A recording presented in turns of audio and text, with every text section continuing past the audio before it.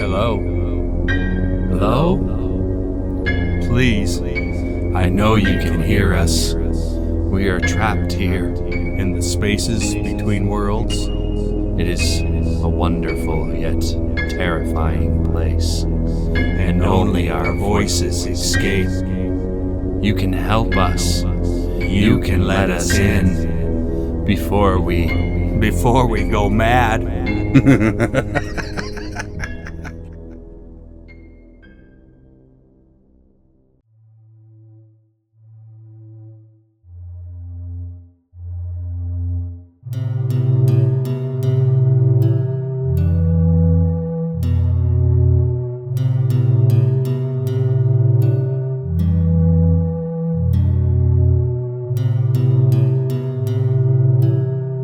Death Rattle of the Toxic World, Part 1, Faith and Procreation. "We are the survivors," chanted the preacher from under the curved, elongated nose of his black mask. "Survivors by our faith," we replied in memorized unison. The candles clasped between our palms dimly illuminated the chapel in a sickly orange glow. "Survivors of the toxic world by unquestioning devotion. Survivors by our faith. The final bastion of life from death above. Survivors by our faith. We live by our belief. Belief in our system. Faith in our leaders. Communion of humanity brought together. Communion below, toxin above. Everyone kneeled on the concrete floor and raised the candles above their heads. I felt the fat drip onto my forehead with a gentle burn. My soul elevated from the pain I shared with my brothers and sisters. "Believe in order," the preacher continued. "I believe." "Believe in truth." "I believe." "Believe by obedience." "I believe." The wax melted down over my closed eyelids. None can live above, none can live below alone. We are one. Bound by necessity, together by faith. We are one. Toxin above, communion below. We are one. There is nothing without faith, nothing without our communion, nothing living above. By faith we live, by belief we exist. By obedience, we survive. Speak now the tenets of our faith. We all rose to our feet. I blinked away the hardened wax from my eyes and looked toward the preacher. He turned to the altar and raised his hands as we began to recite. I believe in the toxic event. I believe that life on the surface is obliterated. None can live above. I believe in the divine intervention that led our forebears to seek shelter below. I believe that they founded our society by faith and communion. I believe that by faith and communion we survive. I believe in obedience to authority. I believe in the divine appointment of our leaders and the infallibility of their wisdom. I believe that all effort is and should be to the benefit of society. We are one, bound by faith and necessity. The preacher turned to face us. He lowered his arms toward us. Indeed we are. Be wary to remember such. He moved to a lectern at the front of the chapel. The top of his head nearly scraped the low ceiling as he stepped up to the stand. Before speaking, he touched the tip of his mask and then ran his finger down the bottom of the nose to his chest. There is nothing above. Decades ago, mankind brimmed with sin. So unholy and separated were they that destruction was brought down. This was done to bring us together in faith. We survived below, while everything above died. The surface is poisoned still, as a reminder to us. We must live as one, or die alone. You all know this is true. There can be no denial of our leaders' wisdom. The greatest temptation of our time is to try and live on the surface of this toxic world. It is impossible. We have lost the right. Down here is our right. Down here is our community. Down here is our salvation. Be thankful we are allowed this. He stepped down from the lectern. I extinguished my candle with the rest of the congregated mass. We stood in the darkness. Only the shadowy figure of the preacher, illuminated by the putrescent yellow halo of an array of candelabras, was visible. Pray now, he said. Pray for our continued deliverance. Pray to our leaders. Pray that they remain eager to keep us within their sanctuary. Pray that we, through seamless obedience and unwavering faith, persist. Go now. Be productive and subservient to communion. We took the 10 minutes to pray. I prayed to our leaders and asked for our crops to be fruitful. I prayed that my tasks would bring efficiency to the whole. But above all, I prayed that the leaders would accept the request that I was to bring them. After prayer, we moved out of the chapel with chronic precision. It was a practiced movement. Dark as it was, we walked without bumping into the furniture or each other. I knew that weekly devotion was meant to be uplifting, but it filled me with dread. A toxic surface, with no way to exist there. It felt almost unnatural to exist underground, but this was the only way. Guilt pervaded my mind. This was our right. We were one, and I was not to question the nature of our circumstances, grueling as they were. We were fortunate just to survive. My eyes fought through the darkness. I was in the hallway now, and headed to my quarters. I had to hunch slightly through the low corridor. Our dormitory was arranged in a circular pattern of rooms, with a common area in the middle. Each door was equipped with an airtight metal blast shield to be deployed in the event of an atmospheric breach. Breaches were a known threat that we ignored for the greater good. At any point, rooms could experience toxic leakage. The room would seal, and anyone left within was dead. It was divine providence for the preservation of the whole. We are one. I entered my room. My wife was already sat at the table awaiting dinner. I sat across from her and waited as well.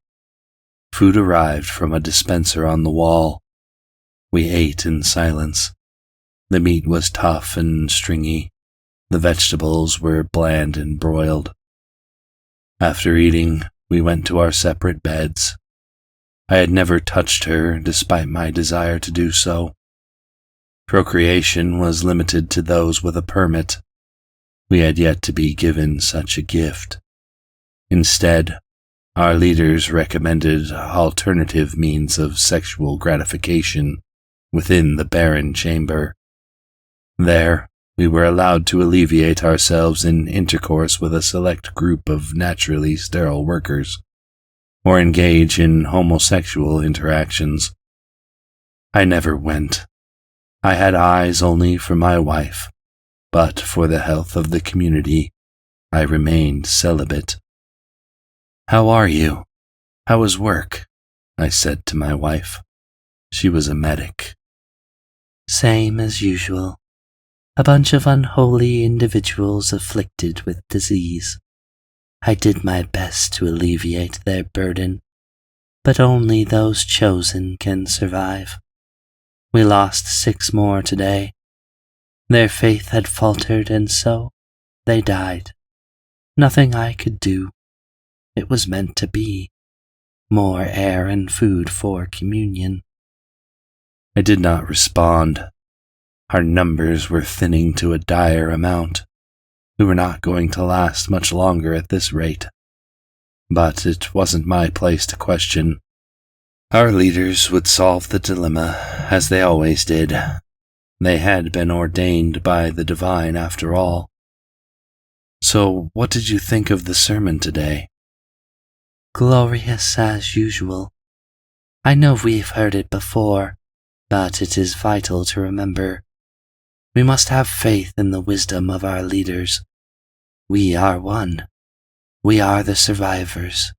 There is no way to live other than this. Above all, we must keep the faith. Community is all that stands between us and the toxic world above." "Indeed," I replied. "Trust is the cornerstone of our society. How can we exist without it? All of us are bound by necessity.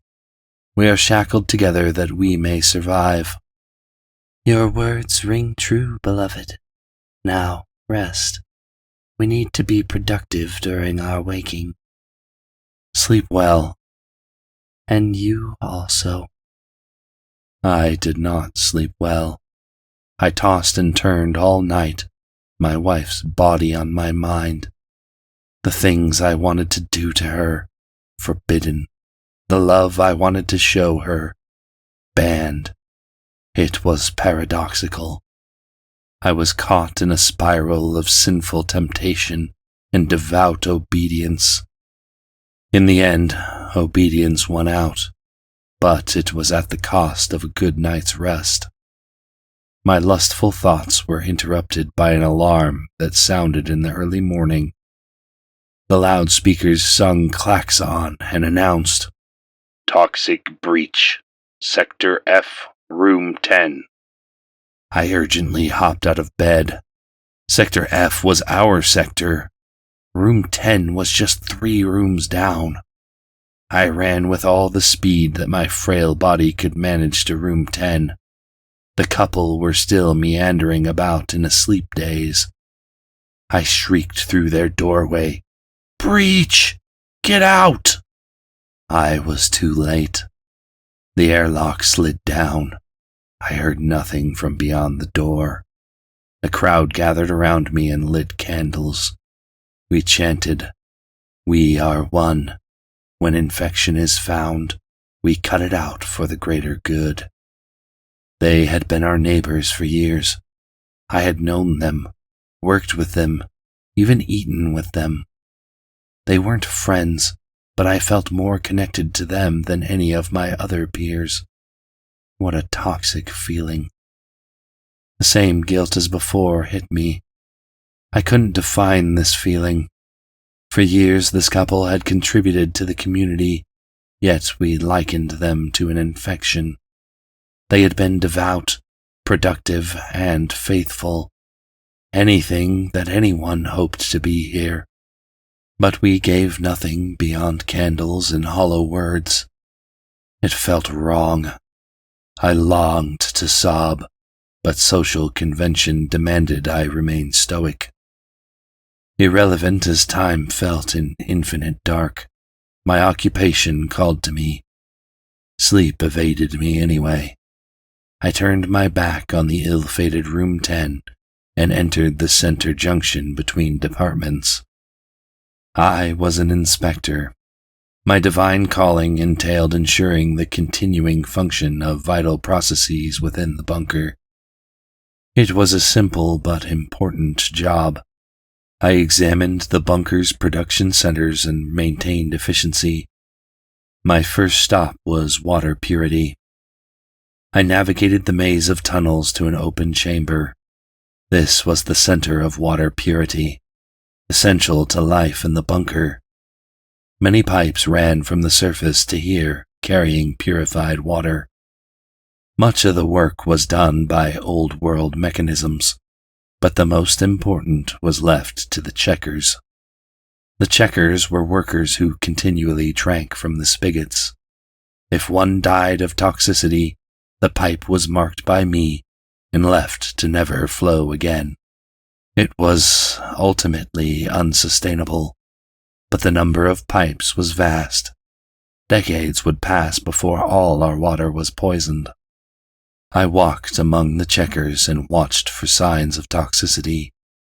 The checkers sipped at the spigots, their clothing damp from excess fluid that dribbled past their lips. My careful eye examined each checker, looking for anything abnormal. I moved slowly through their ranks. I heard a gurgle and gasp from behind me.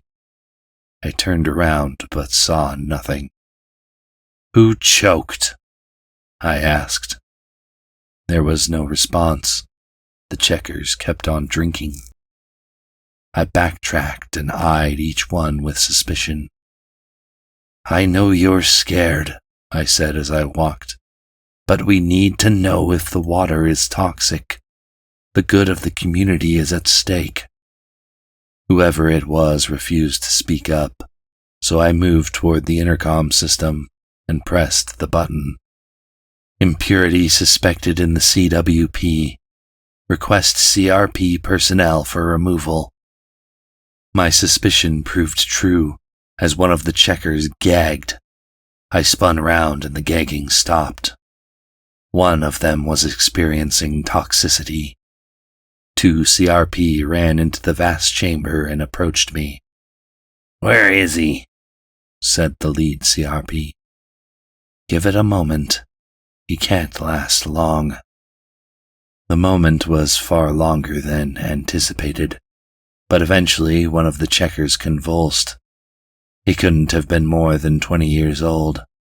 He tried his best to hide the toxicity in the water that flowed down his throat, but the poison did its work. The young checker pissed himself and then vomited. The brawny CRP grabbed and hauled him off. I marked the pipe with a red X, adding to countless others. It was necessary. The boy was dead. He had tasted toxicity. It was better than the fate of the couple from room 10. At least his death contributed to the whole. We are one. I scurried to my next objective. This site was both my most loved and most hated stop. I entered the room named Food and Oxygen Replenishment. Bright light blinded me for a moment before my eyes adjusted. Rows of vegetation sprawled across the massive room. Trees, grass, lichen, shrubs, vegetables, and fruit grew in trenches of dirt. They were absolutely beautiful. Our livelihood existed here. The plants provided us air and food. Farmers harvested crops, planted seeds, and rotated the soil. It was an absolute wonder, but beneath wonder lay the reality of plant growth underground. We called them mouth breathers. Rusted shackles chained them to the walls. Malformed, mutated humans, limbs atrophied from confinement. These were those born unacceptable. Physically or mentally unfit for labor, they were damned to sit. Their very existence gave the plants strength. Most of the mouth breathers were the abjections of privileged breeders, but some were not abnormal at all. Few were simply the progeny of those without official license to procreate. This was why it was so important to me. I needed the permit, lest my children be reduced to the status of mouth breather. I couldn't stand the thought of my offspring rotting away here. Keepers fed, watered, and cleaned the mouth breathers. Even so, most died quickly. My primary task was to determine which still exhaled life-giving miasma onto the plants. I steeled my sinuses against the stench and walked beside the wall of conjoined twins, retards, mutants, and atrophied normals. The fresh ones shrieked and muttered gibberish, and the older ones wheezed and moaned as their failing organs tried to keep up with the needs of sore-covered bodies. The dead uttered no sounds. I marked their foreheads with a red X. Among the decaying mouth-breathers was an astonishingly healthy man. I was relieved to find him still alive. "Greetings, Inspector," said the man. "Greetings, mouth-breather. How are you?" It was remarkable he could speak at all, but improbable that he possessed such a vast vocabulary. He thoughtfully chose each word that slipped beneath his cleft palate. His cataracted eyes hid an intensely analytical intelligence. Various lipoma dotted his flesh.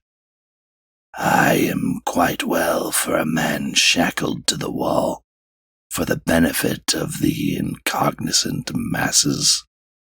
What of you, Inspector? Any luck with your Procreation permit?" "None yet. What's it to you, mouth-breather?" "I wish you would not deign to deride me as such." "You didn't answer my question, mouth-breather." I emphasized the title with an almost playful snideness. In all honesty, this creature was the closest thing I had to a friend, and our exchanges were always riddled with sarcasm and jibing. "To speak frankly, I grow lonesome. Surely some of your offspring will end up here, locked in this symbiotic cage." Dread welled in my heart. I guess I had asked for it, but still, it hurt. Somehow the mouth-breather knew he had struck a nerve. "I'm sorry, Inspector. I went too far with my jest." The chains at his wrists clinked gently as he drew his hand to his face. He wiped away a trickle of moisture flowing from his left eye. No, don't apologize. This is the nature of our conversation. What good are our talks if they don't cross some kind of line? "Indeed, 'tis so. Allow me to cross another. This fragile system here, it won't survive much longer." What do you mean? The FOR? "Yes and no. Food and oxygen replenishment is dying. That is assured. By my estimates, at least 2 more. Mouth breathers." He hesitated and choked a bit as he uttered the vile descriptor. "Are dead. Given that the addition of new members to our freak show is on average 5 to 10 a month, well, I don't quite know how much exhalation our botanical saviors need, but you can be sure that before long the plants will asphyxiate." Noted. That covers the yes, but what of the no? "That is the more pressing matter. Humans are difficult to control. They're individualistic and rebellious. Dogma and fanaticism are short-term solutions. I predict a societal collapse far before the vegetation decays. You may not be able to see, but the cracks are already forming. But you can see it. Above the feces, past your chains, and through the milky haze that covers your eyes. Forgive me if I find that hard to believe. Ah, but you know the truth already. Else you wouldn't bother to converse with me. I am, after all, just another insignificant cog in the machine. I walked away from him without answering. Doubts crept into my mind, compelled by his slithering words. I pushed them away. It was by faith and community that we lived. Our leader's wisdom would keep us alive and thriving. And so I continued. I examined the mouth breathers for signs of death. He had been nearly perfect in calculation. There were 3.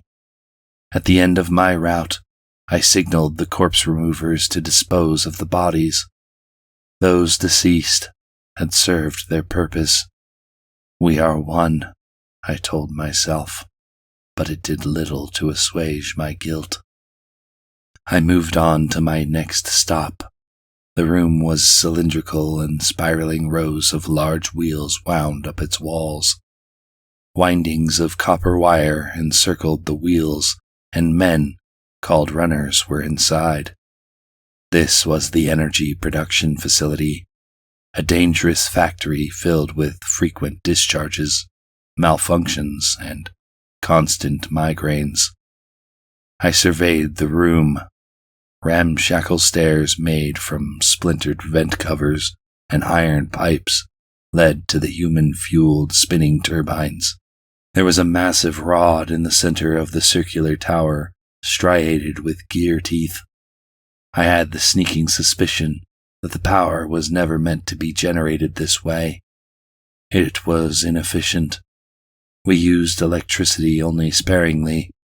It powered the lights for the plants, heated our otherwise chilling abode, boiled water for the CRP, provided power to the doors that locked out the toxic air, allowed us to send messages through the intercom, and energized other various functions throughout our domicile. I felt my hair stand up on end as goosebumps covered my skin. My brain spun inside my skull, woozy from the static charge in the air. As always, I marveled at the obedience, resilience, and faith of the runners. How else could they work under such conditions? I stepped up a swaying metal scaffolding of stairs and watched the runners turning the wheels.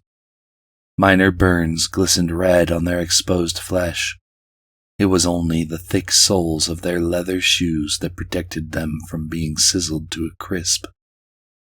I neared the top of the stairwell when a voice came from below. "Inspector, something don't feel right." I leaned over the railing and looked down at the man. His face was beet red and seared in ragged patches. "What seems to be the problem?" I called down to him. "I don't know. My skin is prickling real bad." "That's normal. Continue on. We'll get you the salve after work." "No, sir," he yelled. "This is different. It burns a lot more than usual." A loud crack cut off his words. A bolt of white plasma erupted from the wheel where he was standing. It arced through his body and stretched to the other side of the room. All that remained of the man was a smoking heap of charred skin, exposed pink musculature, and melted flesh. The runner hadn't even screamed. In an instant, life became non-existence. Anyone could have succumbed. We worked to keep the community alive. Sometimes death was an inevitable sacrifice for the greater good. I ran down the stairs to the intercom, marked the turbine, and called the CRP. There was an accident in the EPF. I need someone to remove the remains. Right away, Inspector, responded a voice through the communications speaker. They were there in a flash to clean up the mess. We are one. Faith and obedience. We are one. We are one. I ignored my revulsion and moved on. The emergency medical clinic was next. The first person I saw was my wife. I knew that she was busy tending to the injured and diseased, but it felt insulting that she ran off without greeting me. It hurt me that she didn't even give a wayward glance in my direction. I wondered why I felt closer to that mouth breather than to my own wife. I desired to embrace her, to leave, to forget about work, but wants were secondary to the needs of the whole. My job here was simple. The rooms were equipped with a chute that led directly to the CRP. Just a push of a button on the wall, and the corpse would disappear, the cot ready for a new patient. Most of the patients left the EMC this way. It was a matter of faith. The people here struggled with life-threatening injuries or terminal illnesses as a result of their lack thereof. Otherwise, they would be well and working for the benefit of the community. The nurses ran room to room, applying the healing salve, inserting nutritional tubing down throats, and providing for spiritual necessity. All I did was ensure that the science was adhered to stringently, as decreed by the leaders. Unfortunately, my services were required. Everything was in order until I walked into a room near the end of the hall. A medic hunched over the patient.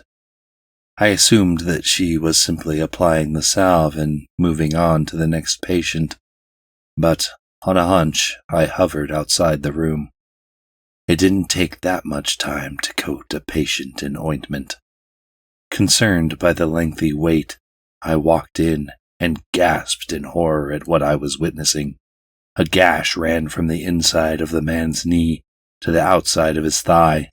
A crudely fashioned needle rested between the nurse's pointer and index finger. A profane pattern of stitches ran along the man's wound, drawing the skin taut. "What in toxicity are you doing?" I yelled at her. She raised her hands above her head, but still clung to the pointed shard of bone.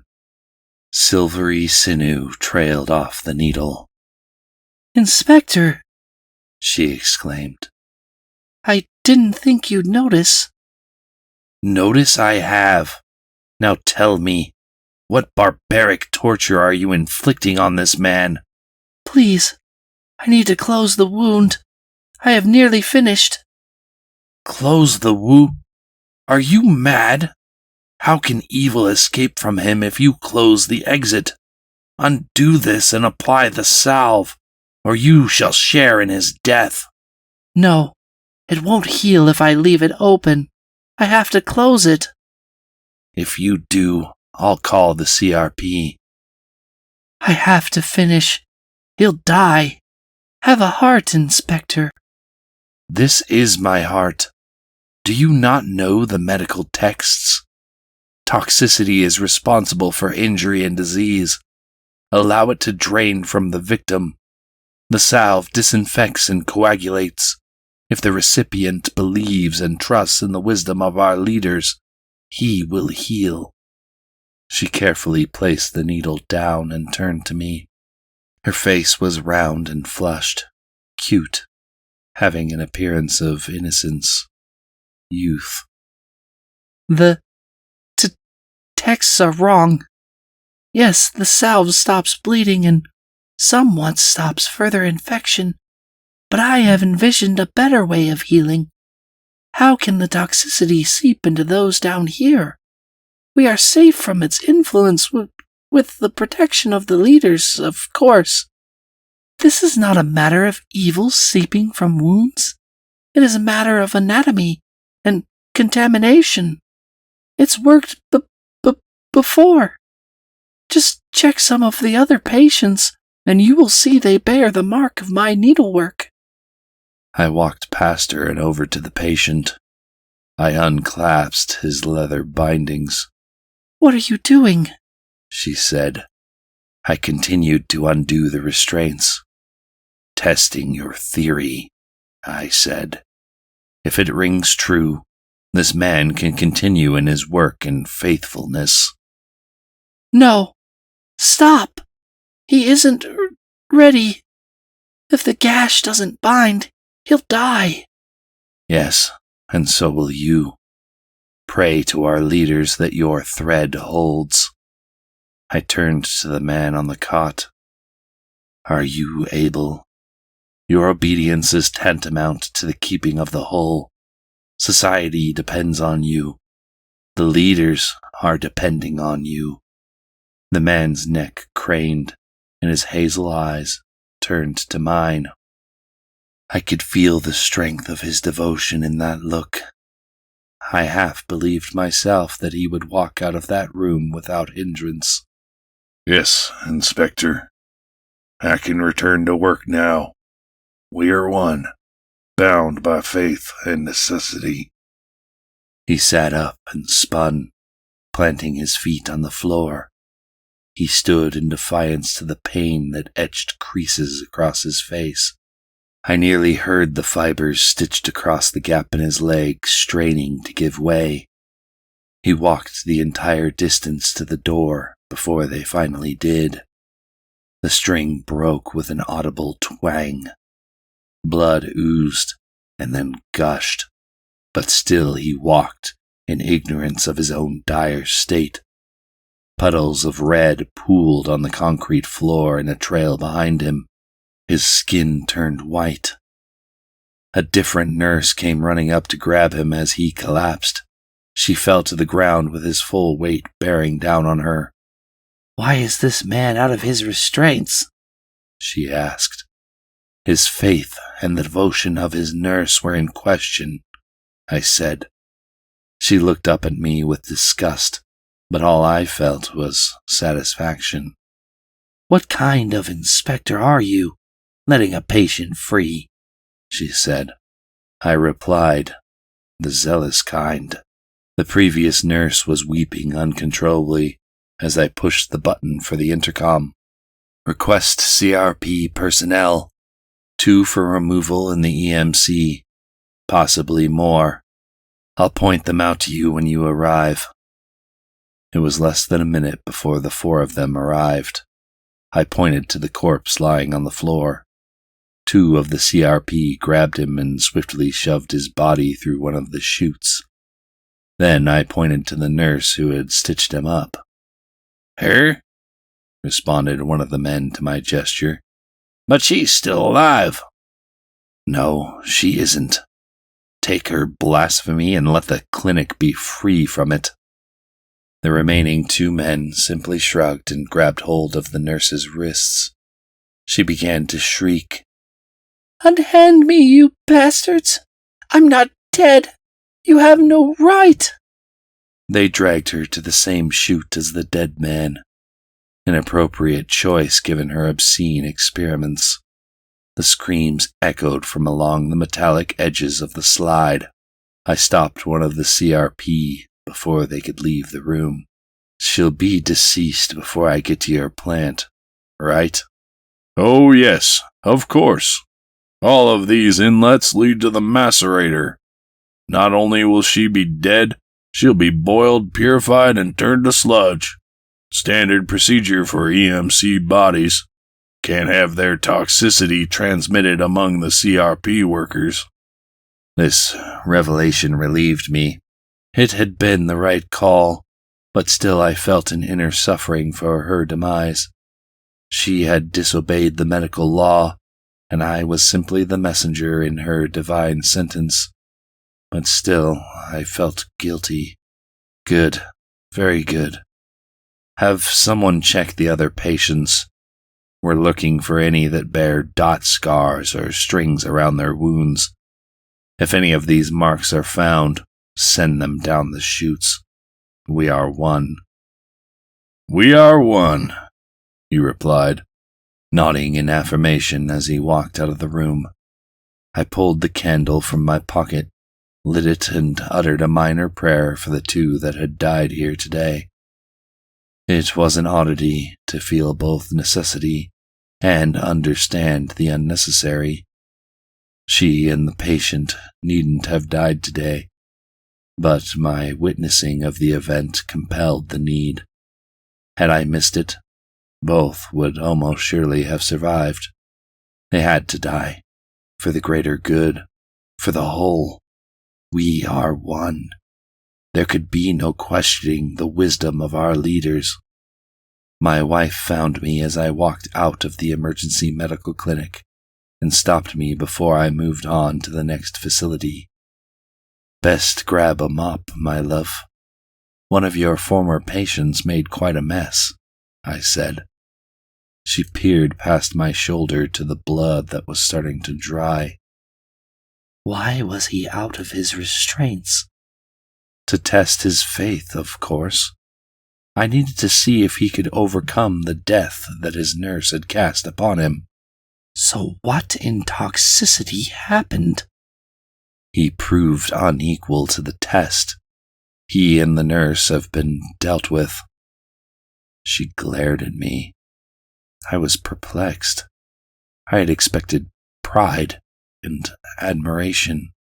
You damnable inspectors are always coming in here and screwing with our work. Do you know how many people I have to tend to? Darling? I asked, stupefied by her hostility. Don't you darling me. I have enough to do as is. That man would have died on the cot, easy and clean, but you had to stick your bulbous nose into places it doesn't belong. I'm sorry. This is my job. I didn't mean to burden you. Sorry won't cut it. Do you know how hard it is to get blood out of concrete? It's nigh impossible. And what will happen when the next inspector comes through? He'll demand that we scrub it spotless. It'll take all day, and meanwhile our patients will be without the salve. Do you ever think about the consequences? These people will die because of you. I regained my composure and matched her anger. They will die from a lack of belief, as these ones did. Who are you to question my methods? I was the scalpel today. I cut away the infection of these two, both unfaithful to our leaders, one of disobedience and the other of will. Gather your cleaning supplies, else I deem fit to call the CRP to remove another. I regretted the words as soon as they had left my mouth. She was not some common nurse that I could strong-arm into submission.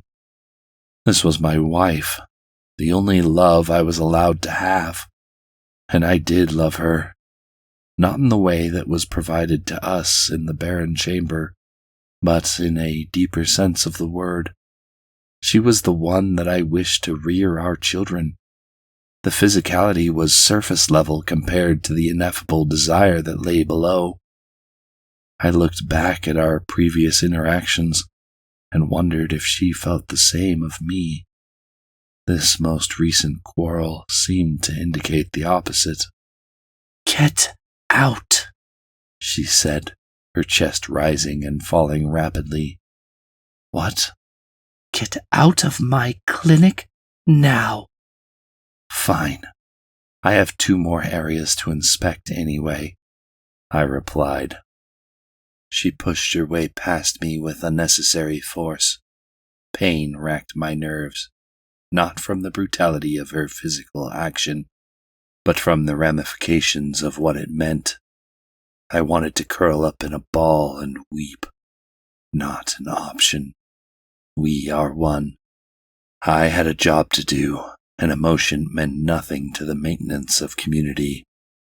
I moved on, heavy of heart as I was. The next room I surveyed was one beyond my grasp of knowledge. I had no idea how it contributed to the whole, but I trusted the leaders. A catwalk ran over a vast expanse. Every now and again, a ladder extended down from the walk. Man-things below chiseled away at concrete to expose layers of unused rooms and the relics contained within. Our leaders had christened this area the Divine Retrieval Depot. The creatures under the catwalk were nearly blind from their constant work within near absolute darkness. We called them subterratards. They were not physically disabled enough to be chained to the walls of the FOR, not mentally fit enough to hold jobs like the rest of us, but somewhere on the fringe. They were strong and dumb. Beyond this, what set them apart from the mouth breathers was unending endurance and manic violent tendency. We would sedate them, stick an axe in their hand, lower them down into the holes with a rope and pulley, and let aggression take over. They ate and drank on the fly, consistently flailing pickaxes with one arm as they shoveled food and water into their mouths with the other. They more resembled machines than men. Give a subterratard a bit of fuel, and he would absorb it and keep on swinging. All they required was a keeper to toss some sustenance down to them. They could sense the food and bottles of water and were drawn to them, still whacking away on the concrete as they moved toward survival. I cracked open the crate and grabbed one of the many torches. Its light let me see the progress below. I watched not for movement in the pits, but a lack thereof. Despite their endurance, subterratards were not immortal. My effort ensured that the dead ones were removed, the relics retrieved, and new subterratards were released in the tunnels to resume work. It required a painstaking attention to detail. Often the subterratards would get so low that new ladders needed to be sent down. It was a repetitive task. Upon finding a motionless abyss, I would run to the intercom to call an engineer to lower a ladder and the CRP to burn the corpse. The effort of retrieving dead subterratards and hauling them up the long ladders was too much, so the CRP simply ignited the bodies. It was essential, though. The underbelly of our home contained numerous holy artifacts to present to the leaders. An entire caste of retrievers existed just to scavenge the depths that the subterratards had excavated and return with relics. In fact, it was fortuitous to find a dead subterratard, as the retrievers could only work in their absence, violent and hungry as they were. Today went almost as usual. I found 7 motionless pits. At least, I thought they were motionless. In the case of one, I called the 5 men to come. 1 engineer, 2 CRP, and 2 retrievers. The engineer brought a section of ladder and slid it into place at the top of the structure. It slid down the rails of the previous ladder and settled into place. The 4 men clambered down the steel to the bottom. The engineer darted off without a word. All 4 reached the concrete and began searching with only their tactile senses and the dim light of candles to guide them. I tried my best to provide more illumination from above, but the flame of my torch only extended so far. Screams echoed up to my perch before I saw it going wrong. I looked down as blood spattered from an unseen alcove beneath a shelf of concrete. A retriever sprinted out from under it, but was cut down by a flash of curved steel and stark white handle. 1 corpse remover desperately clawed at the ladder and pulled himself upward. I saw the subterratard closing in on him. I tried to call out, "Look out! He's behind you!" My cry was too late. The pickaxe clunked with a dull thud into the man's spine and pulled free with a spurt of fluid. The CRP was still alive, but his legs dangled limply beneath him. He struggled to climb with only the strength of his arms to carry him. The subterritard, one arm still incessantly swinging the axe, pulled him off the ladder. He fell back into the excavated tunnel with a cloud of white chalky dust. I hoped he was dead, for if not, the terror of what was occurring in his last moments would surely be a traumatic end. The subterritard had bent down and was ripping chunks out of someone. It was eating them, and would likely continue until the other three were consumed as well. It was probably divine intervention. How could those adhering to the leader's edicts die in such a way? They must have blasphemed in some way. It was flimsy reasoning used to justify my own mistake, but reasoning I clung to nonetheless. We are one. Blood and viscera danced at the edges of my thoughts. My caution at sending men down the holes tripled until I was finally out of that blackened hellscape and into the next. I reached the CRP, my final stop of the workday. I entered and hurriedly examined the 2 rooms to my left and right. These were barracks and functioned optimally. The rooms were clean and uncluttered. A few personnel were sleeping, but most were on standby. They sat at a table with a circle of speakers positioned like a chandelier over the surface of a stone slab. Every so often the loudspeakers would erupt into sound. The voice of another inspector would call for the men, and the corpse removers would rush off to wherever they were needed. The whole operation ran flawlessly. I was not needed here, so I continued. I walked through the hallway, and the smell grew worse the further I got. It stank of burning meat, blood, and death. This was the epicenter of the corpse rendering plant. Bodies were piled in troughs at each side of the plant. The renderers stripped them of their clothing and placed them on the slow assembly line. Men with large knives stripped away the skin, tore the flesh from the bone, and removed organs. The pieces rolled along the disassembly line of narrow cylinders to the next stop. These renderers pulled the skin from the line along with sinew and brains. They set the skins and sinew on a metal rack and used scraping implements to remove any remaining flesh and fat. The brains were dumped into an ever-slow boiling pot. Others pulled out the sludge with carved ladles and worked it into the drying skins. Further along in the process, renderers twisted and pulled the skins until they were sewn up with tendons to form the clothing that we wore. I shuddered slightly at the weight of my own shirt, but pressed onward. The meat cooked along with the organs while their fat dripped into vats below. Here, workers molded solidifying fat into candles. Still more liquefied fat flowed on. The bones hardened in the heat that cooked the flesh. The broiled muscle was used for protein in our meals. The bones were used for tools, torches, knives, handles, etc.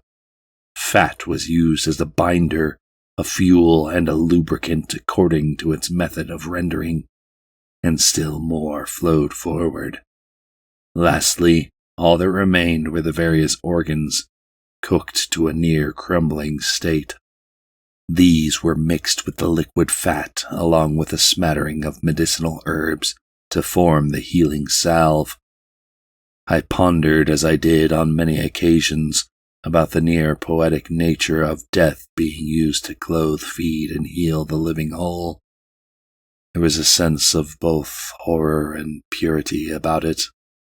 The whole processing of a corpse helped to renew my sense of community. Thoughts of morbidity were cast aside to make way for the holy, blessed beauty of the cycle of life. The end of the CRP now made sense to me due to my confrontation in the EMC. These bodies had already been boiled and purified into a slurry. I had always been confused by the macerators that churned out a gray goo. The pulp was supplied by the bodies of the injured and ill patients from the clinic and those deemed unclean. I finally recognized that this was what the keepers served as a food source for the mouth breathers and the subterratards. Our leaders had most likely judged diseased meat to be unsuitable for consumption by those of us who were holy. I left when the smell of it became unbearable. It was a marvel that the renderers could even stand it. It must be that they had gained some sort of olfactory immunity. Besides the stench, my services proved to be unnecessary. Everything was running smoothly. I navigated the maze of halls and chambers until I entered the chapel. I waited for service to start, but the masked preacher was long to appear before I was approached by a set of 3 crimson-cloaked people. Their masks were similar to that of the preachers, but pointed instead of rounded. I recognized them as acolytes, those who directly served the leaders.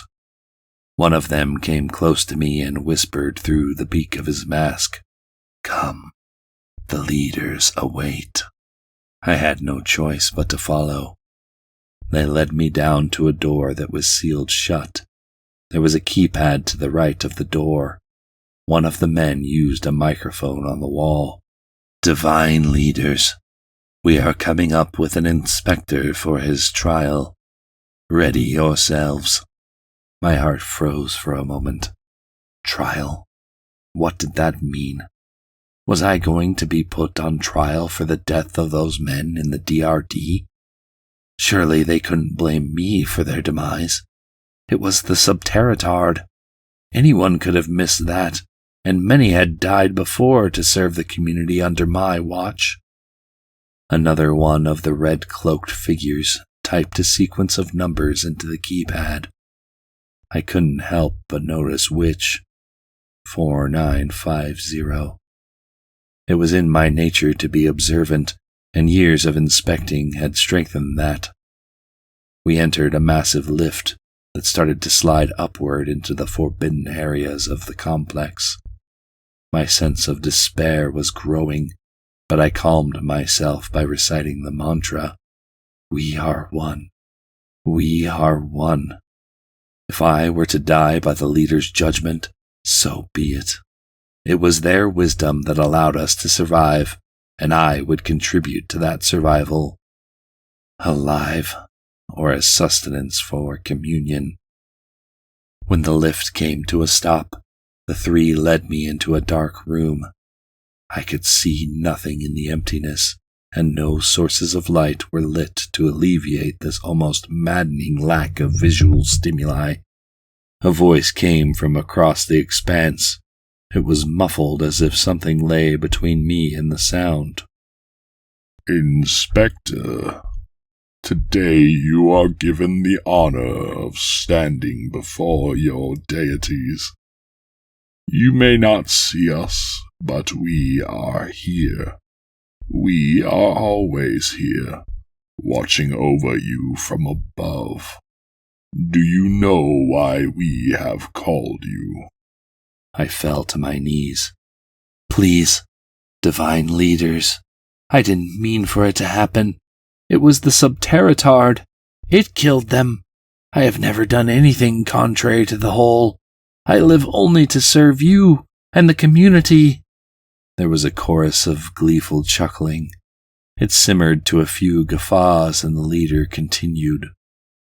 No, you misunderstand. This is a different kind of trial. We know that you work only in furtherance of faith and society. No, we have brought you here to grant your request. My request? Wait, you don't mean... Indeed, the procreation permit. I stood up and nearly shouted, Thank you! Thank you! You surely are wise and gracious leaders. Do not thank us yet. There is something we need beforehand. I will do anything at all. Very good that you should say it as such, for it is the most harrowing of tasks that we require. You must go to the surface and bring back something of value. If your gift is of suitable worth, we will grant you your procreation permit. The surface? You must be joking. Does a god jest? He replied with anger in his voice. My apologies, O wise leader. I meant no harm. It's just that the surface is toxic. Nothing can live out there. I will die, and what of my job? Who will ensure that everything is running smoothly? No, you won't. Not if you are quick enough. Besides, there are others to fill your place. We are one, after all. Go now, do this for us, and if you bring nothing back, you will wish that you had died out there. I felt hands swing through the darkness until they found purchase on my arms and clasped around my elbows. I was pulled from the room and back into the elevator. Even within it, they did not let go. I did not fight it. I remained still as the doors slid open, and they dragged me through halls into another lift, and up to yet another unknown area in our sanctuary underground. This was another room, small with walls that were lined with lockers. On either side were heavy steel doors, and inside it there was a group of men. I was shoved into the group as all of the acolytes left. The doors shut behind them. I examined their metal and looked for any way to open them, not from a lack of faith, but mostly out of curiosity. I had never seen doors like this in any other part of the facility. "There's no way out.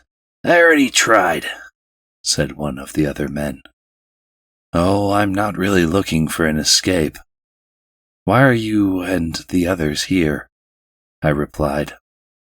"Probably the same reason you are. Are you trying to get a procreation permit?" I nodded. "So are we. The leaders must not want anybody to procreate, though, else they wouldn't have sent us on this suicide mission." "Careful. You're towing the line of blasphemy," I said. "What do you care? We're going to die on the surface anyway." By obedience, we survive. Our very task was ordained by divinity.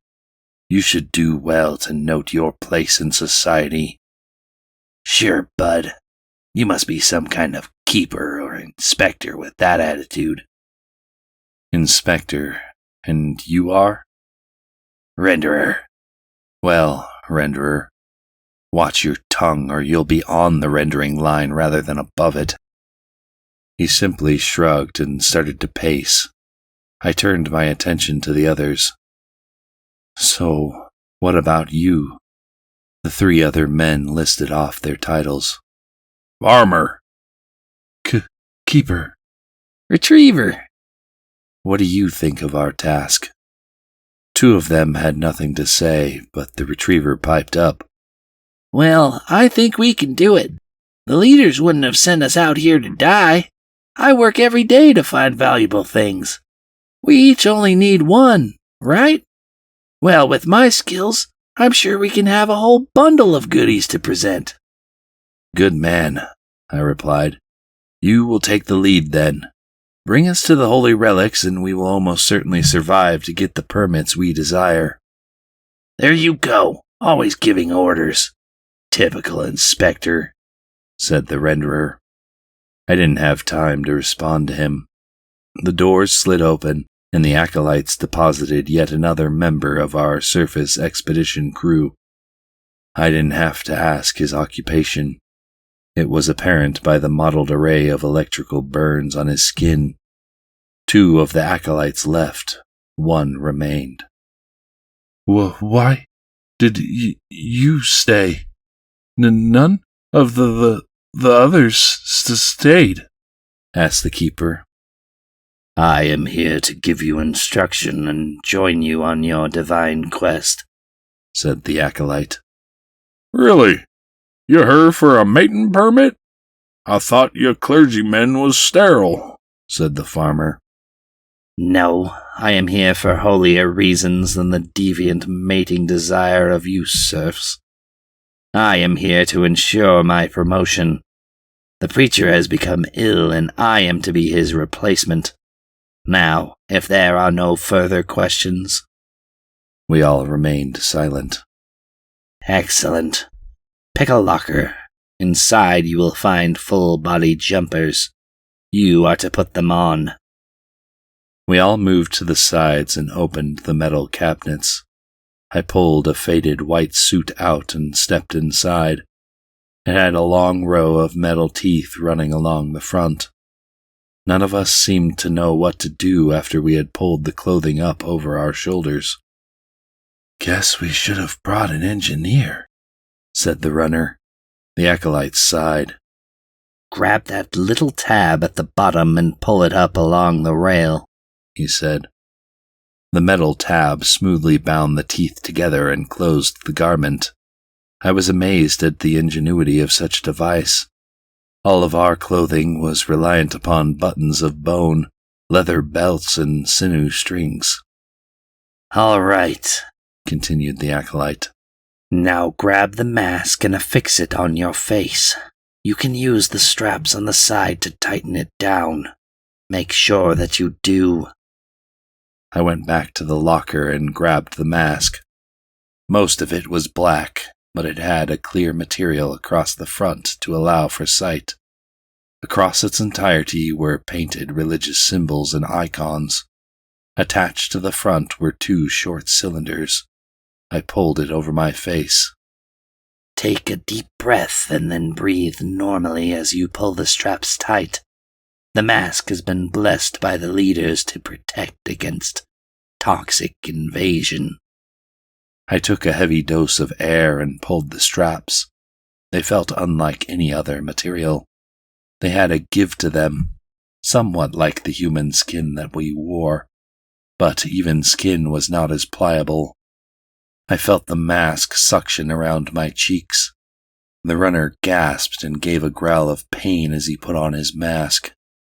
I looked over at him and saw that he had burst a large blister on the side of his jaw.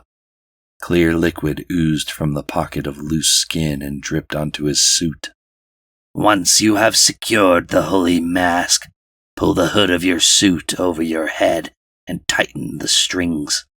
This will protect you from the hazards above, but we won't have long. What do you mean we won't have long? How long will we last up there? Asked the renderer, panic seeping from beneath the quieted sound of his voice. I'm not quite sure. The leaders explained to me that if the Great Light sinks, we would be doomed. I don't know what it meant, though. Light? What kind of light sinks? Sounds like a bunch of hooey, said the farmer. You question the wisdom of our leaders. If they say the light will sink, then it most certainly will, and leaders save us if it does, replied the acolyte. This is a heaping pile of mouth-breather crap. We aren't going to make it out there. This is a death march. Get us out of here. Procreation permit be damned, yelled the renderer. He ran to the door and started to bang his fists on it. You can't get out. This is our ordained destiny. We were chosen by the leaders to undertake this crusade. They won't let us back in until we complete our task. explained the acolyte. As if to solidify his point, he moved to the opposite side of the room and pulled a lever on the wall next to the door. A kind of steam poured through vents at the top of the room, and the door slid open to a pile of dust. We had to dig our way through to get out. The nature of the sinking light became apparent. It was blinding, and I raised my hand to block its rays before my eyes managed to adjust. It was impossible to look at directly, but I could tell that it was a circular yellow ball suspended in an expanse of nothing. Not the kind of nothing that is the black emptiness of the dark, but within an array of blue and white. It was unnerving, but also the most amazing thing that I had ever seen. The land that we walked out into was a different matter. In nearly every direction was dirt and rock, flowing rivers and muddy gullies. Behind us was a vast expanse of water that all the others flowed into. The water was not clear like the water that I knew. Instead, it had a dark blue hue, with white crests moving along its surface, like some kind of chaotic reflection of the emptiness above it. I assumed that the toxicity had stained both to this coloration. The oddest thing I saw, though, was a tiny speck of reflection glinting far off across the water. It seemed out of place, and it was moving. The group of us started to meander aimlessly around the door. We were in shock. I had no idea what the others were thinking, but I imagined it ran along the same vein as my own.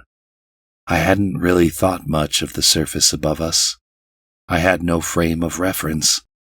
I had not expected this. This place was foreign, alien even. We were drawn from our stupor by the voice of the acolyte. Come, we must hurry. The leaders spoke of a place not far from here, he said and pointed. It should be this way. How do you know? Asked the renderer. I don't, replied the acolyte. I simply believe and trust.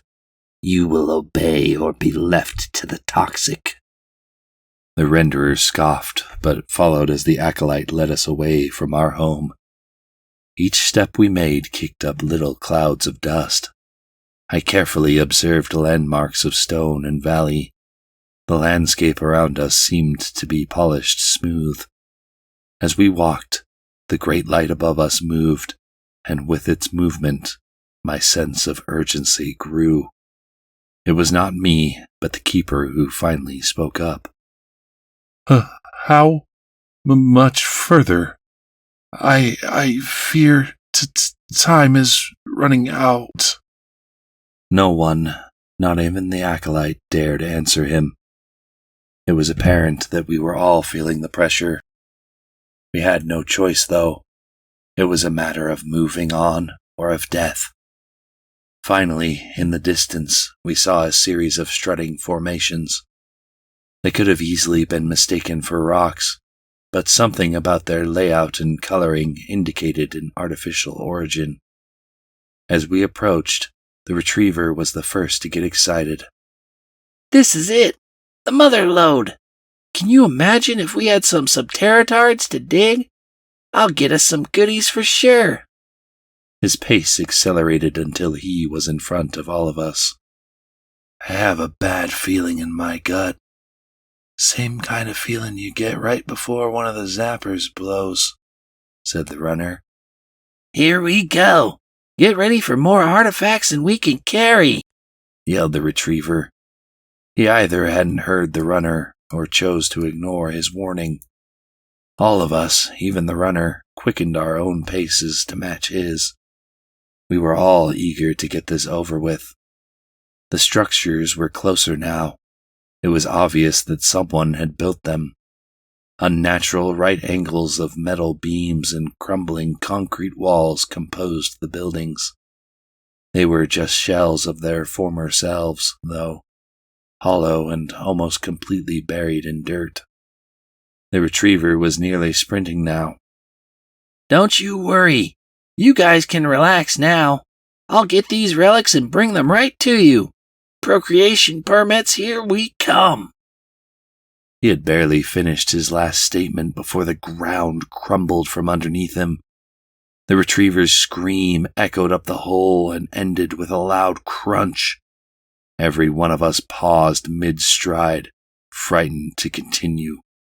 "You see? I told you. We are all out here to die," shouted the renderer. Nah, as I sees it, that twere an accident. If and we mind where we place our feet, then it needn't happen to us. "Nonsense. The leaders sent us here to die. They don't want us.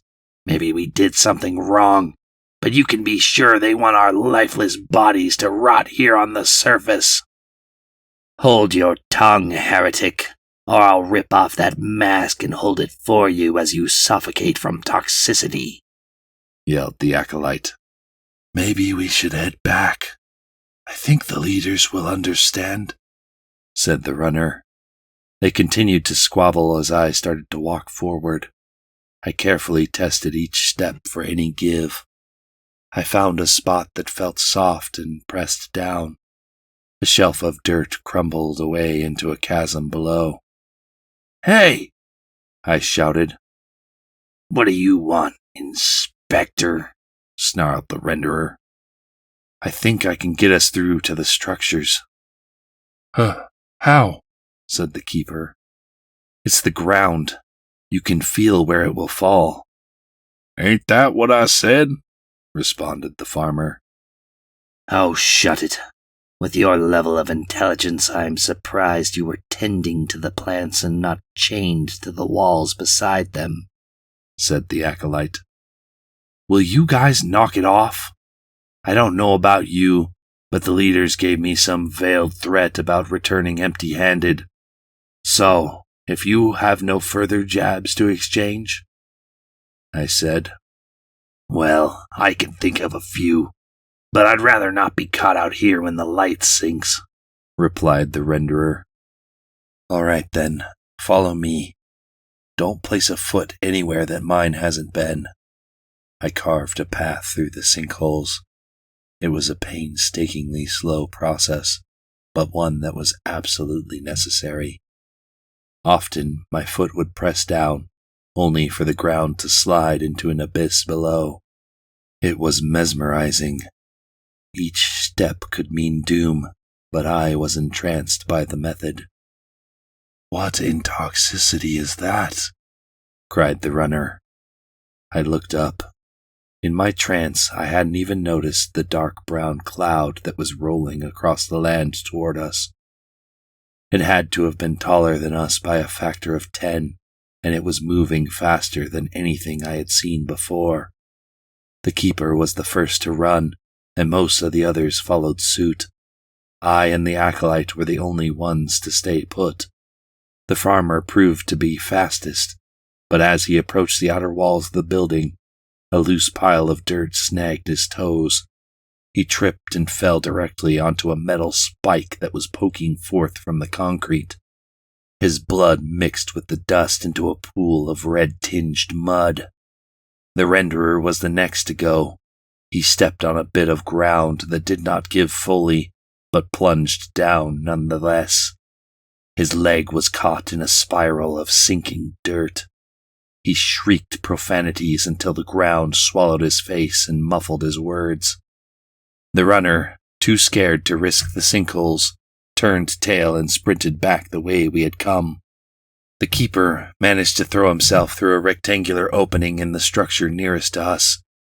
I cautiously made my way to a narrow ditch cut through the dirt.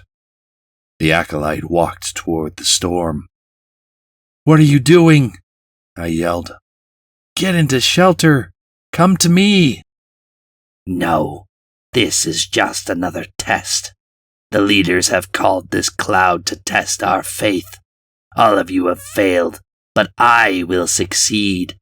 We are the survivors, survivors of the toxic world by unquestioning devotion, the final bastion of life from death above. We live by our belief in our system, faith in our leaders, communion of humanity. His words were cut off by the roaring of the wind. I watched until the final moment before the airborne dust crashed over him. I ducked down and covered my head with my arms. Even within the gulch, I could feel the particles of dirt tearing at the back of my suit. When at last the wind died down, I shook free from the dust that covered me. I felt it slide off my clothing and settle into the nooks and crannies of my body and boots. I realized that the back of my jumper and even some of my clothing had been torn and thinned to nearly nothing. I had a painful rash along my exposed skin. Still, I was alive. I pulled myself out of the ditch and made my way to where the acolyte had been. It was just an empty expanse of dirt. While I was searching for him, I noticed that the light was fading. The leaders had conveyed the truth. The orb of yellow was turning to hues of pink and purple as it sank below the horizon. I turned to where the keeper had run. At least if we were to die, we could die together. My foot hit something as I was making my way to the building. It felt different than the ground. It wasn't as hard as the stable dirt, but not quite as soft as the dangerous sinkholes. I bent down and brushed some of the dust away. Beneath it, I saw the black of one of the holy masks. The eyes within were open and blank. Within the depths of my mind, I knew he was dead, but my conscious thoughts implored me to try and prove otherwise. I swept dirt away until I saw that there was little left that I didn't know already. I had uncovered his body all the way to his waist. The acolyte's ribcage was nearly exposed. His skin had been sandblasted away, revealing the musculature and organs beneath. I left his body there. I found that, while there was still the normal sense of sorrow, more than anything, there was satisfaction at the death of this despicable person. This satisfaction was short-lived. I was soon to follow. There would be no children for me. My line would end here. My body wouldn't even be used to feed and heal the whole. I was to rot into nothing. I continued to the structure where the keeper had taken shelter, praying that he was still alive. I carefully retraced the path that he had taken until I reached the building. I hurtled through the concrete rectangle. "Keeper, are you here?" There was no response. I saw a stairwell that was almost buried in dirt, so I worked my way down the crumbling steps. I could see the flickering light of a candle before I saw the keeper. His body had been crushed by a collapsed pillar of concrete and iron beams. His head turned to me as I walked down the remaining steps. Help, he wheezed feebly. I couldn't move. Everything below his waist was completely obliterated beneath the heavy debris. There were a few shards of metal puncturing his guts. Blood slowly wept from his wounds and mixed with other fluids that were seeping from under him. "Keeper, I don't think there's anything I can do." He coughed and blood spattered the inside of his mask. Well, can you read?" he asked, and pointed a shaking finger at the book that was beside the candle. "I wanted to see what was in it, but... "Yes, I can. I will. You just hang on for as long as you can. And when you're gone, I'll be soon to follow." I grabbed the book. It was small, narrow, and brown. On the front was a handwritten title, Journal of the Last Man. The word last had been crossed out. I opened it and read aloud for the keeper. Journal Entry 1. I write one, for I know not what day it is. Time has long been lost to me.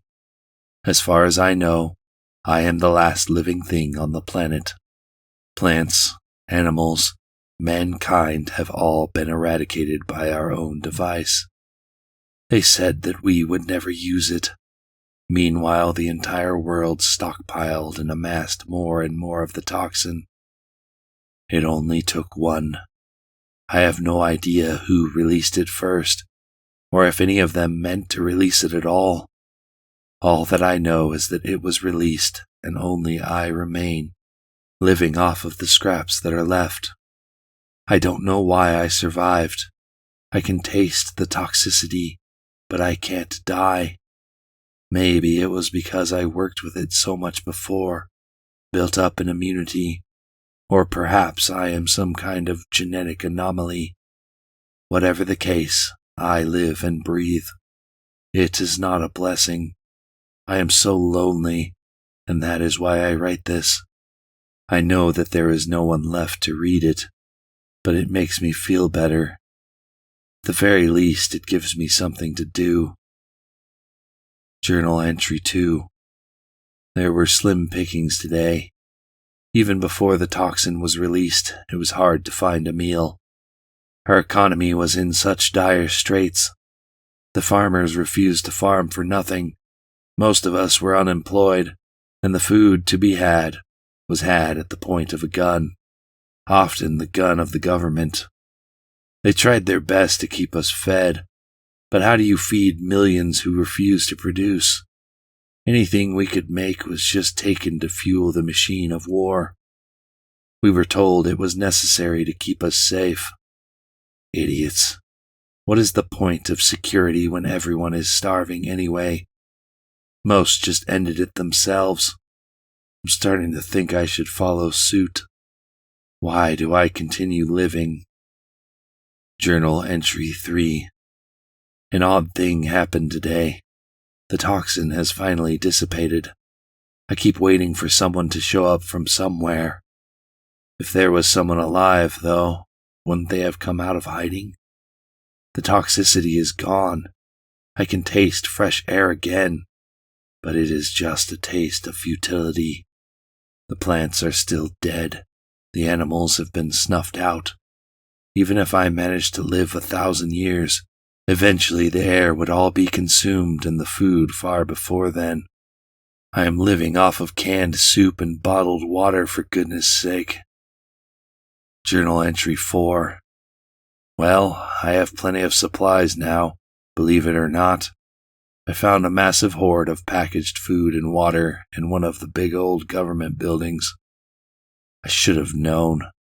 While we were out on the streets, scared out of our minds of dying from thirst, starvation, and toxic Armageddon, these bastards were living the good life. I even found some booze up here. I think I'll set up camp. I already threw some bricks out of the windows in a fit of rage. I should be able to start a little fire with some of the paper from their unending files without smoking myself out. It'll be a good long time before I can finally be at peace. I could eat a banquet every night and never near depleting this store. I'll crack into the alcohol tonight. I have nothing better to do. Journal entry 5. I spend most of my time thinking now. No, not the philosophical kind of thinking. I've had my share of that. No, this is the kind of thinking along the lines of, how much would it hurt to throw myself off this building? Or, what's the lethal amount of alcohol to consume? Speaking of alcohol, I spend most of my time drunk now. Think I've managed to develop myself a habit. I often forget what a human being looks like. So fuzzy in my memory. I only recall when I catch a glimpse of myself in the bathroom mirror. No idea why I go in there. The plumbing has long been defunct. I relieve myself out the broken window and hope a stray gust of wind will knock me off my balance. Never happens. Still alive. Human faces, though. I see myself in the mirror and what I see is barely human. There is still semblance beneath, but most of it has been eaten away. Dark circles under the eyes, thin strands of gray hair on my balding dome, a matted beard below. I look more like some kind of troll. Why? Why me? Why am I still alive? Journal entry 6. I have decided to kill myself. What way? I'm like a kid in a candy store. Drowning? Hang myself? Slit the wrists? Harry-carry? Oh, what wonderful ways to die. But which is right? What's the proper way to end the life of the last man? It must be done right. It must be a testament to the life I've lived, to the achievements I've had. Life, check. Achievements, 0. Maybe I should just bludgeon myself over the head with a rock. I'm a joke with no punchline. I'm the last representative of humanity, and boy, what a sad excuse for a human I am. A little liquid courage should do the trick. I'll drink till I can't see straight and let the booze choose. Journal entry 7. I couldn't do it. I don't have it in me. To be honest, I'm scared of dying. What happens after? Is it just infinite darkness, or is there an afterlife? Can I even die? The toxin couldn't do me in. What if nothing else will either? Am I doomed to walk the dust forever alone? That would be a fitting fate. I am the last of mankind, and forever shall I be the last. I refuse to die. I refuse to let the world die. If it must be that I, the last of humanity, shall keep going for eternity, so be it. I will not die. I will not let my species die. I will persist until the end of time itself. Life will be reborn through me. The plants will return, and humanity will have its second chance. Somehow, I will be the vector of renewal. We were not meant to die out this way. I am Theron, and I am not the last man. The journal ended here. There were more pages, but all of them were blank. The keeper hacked more. The blood began to pool at his cheeks. Inspector, take off my mask. His stutter was gone, replaced by a sober, fearless voice, albeit quivering with the effort of remaining alive. But, Keeper, what of the toxicity? I am dying anyway. You heard the journal. The leaders have been lying to us. There is no more toxin. Get it off me. I made no further protestation. The straps slid free from behind his head, and his face was open to the air. The blood that had been gathering in his mask poured out over his cheeks. He coughed more out and inhaled deeply. It tastes so sweet, he said before falling unconscious. I was sure that he would never wake again, and in death he found the fortitude that I assumed had eluded him his entire life. I had already resolved to remove my own mask. I did not believe the words of the journal, but I did have faith that I was soon to die. There was no reason to prolong my existence here, with no one to share in my demise. I loosened the straps that held my mask in place, pulled it free, and braced for the toxicity. Unconsciously, I was holding my breath. My head started to spin from the effort. Instinctually, I sucked in air. I was shocked to find that it was indeed sweet. Dust caked my face and lips, but the air was fresh. I had never experienced anything like it. My head spun again, not from lack of oxygen, but from realization. The journal was right. There was no more toxicity. I clambered back up the stairs and was greeted by a new light. Innumerable specks shone from the darkness in gorgeous groupings. They smattered across the black above and in their midst was a large round mass. It emitted pale light. It was like the great light from before, but more subdued and graceful. I could look directly into it without pain, and within it I saw a multitude of darkened spots. These new lights illuminated my path back to the bunker. I shed the tattered suit and walked back the way we had come. I carried nothing with me but the journal. No treasures for the leaders. They did not deserve anything. They had been deceiving us.